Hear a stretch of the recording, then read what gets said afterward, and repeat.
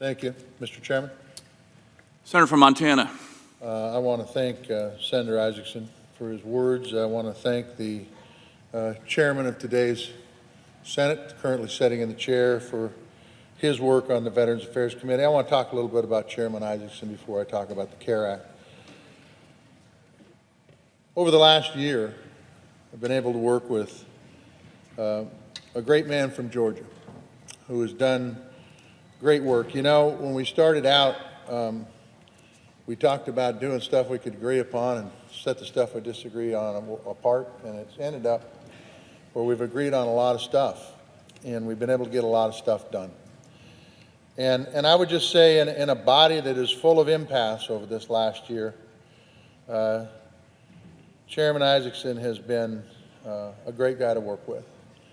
Because the fact of the matter is that we have set aside the political labels, and we have worked for our veterans in that committee. And not only Johnny and myself, but members of both sides of the aisle in that committee have worked so very, very well together and communicated so very, very well to make sure that we could take care of the needs of our veterans across this country, whether it was in rural America or whether it was in urban America. But our work is not done. The CARE Act that Chairman Isaacson talked about is a very important piece of legislation. It's a bipartisan compromise. It's a bill that we all negotiated on, so not everybody got everything, and there's always things in it that you wish would be better, regardless of where you're at in the spectrum. But this program does a lot of good things for our veterans. It, first of all, will eliminate the Veterans Choice Program as you know it and replace it with one that is much more easier for our veterans to navigate, and a system that puts in place where the veterans can seek his care. And it puts that system in the hands of the veteran and the doctor. Now, this is a bill that passed out of committee 14-1, and it has 26 veteran service organizations representing millions of Americans, millions of veterans, I should say, that have endorsed this bill. It's a good bill. I wish the Veterans Administration, who we work so close with on this bill, would come out and forcefully endorse it. I think that would help a lot. But what it does is it establishes a Veteran Community Care Program. It merges 7 VA community care programs into one program with one set of rules for both providers and the veterans. It puts the decision of where to seek care in the hands of the veteran and their doctor.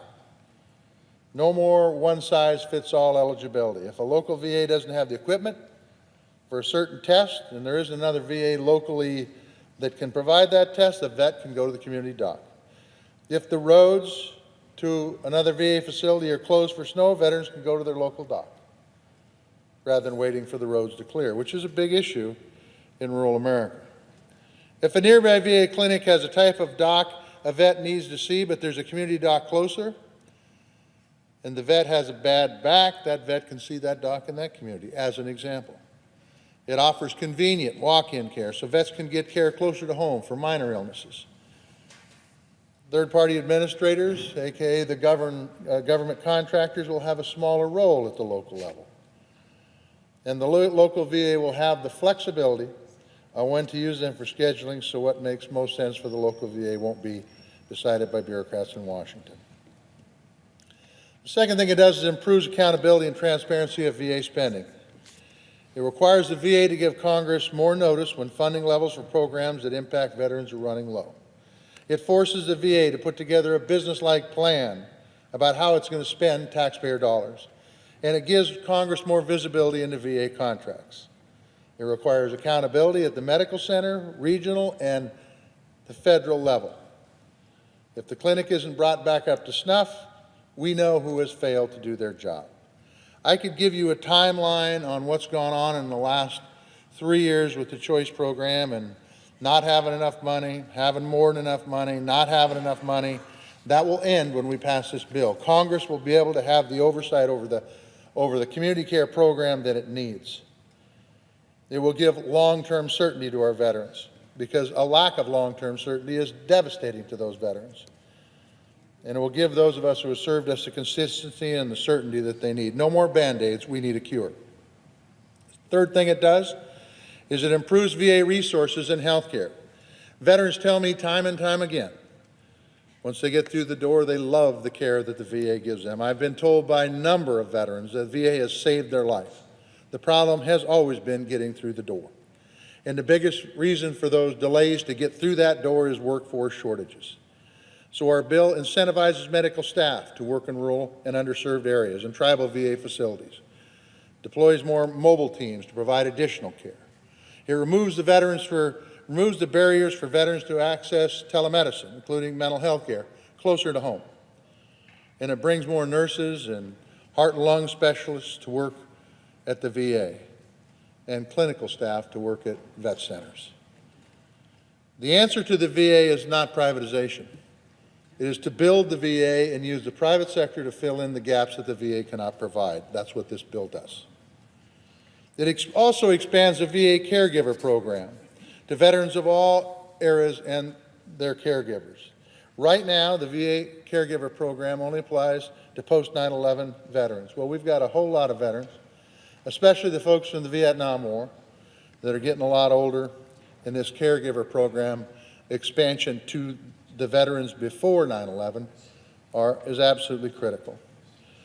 So the bottom line is this. We've worked well on the committee. We've put out a good bill. We've put out a bill that works for the taxpayer and, most importantly, for the veterans. And this bill is a long-term solution. We don't need another Band-Aid fix. The CARE Act is that long-term solution. It provides the VA it needs to hire staff for top-notch care.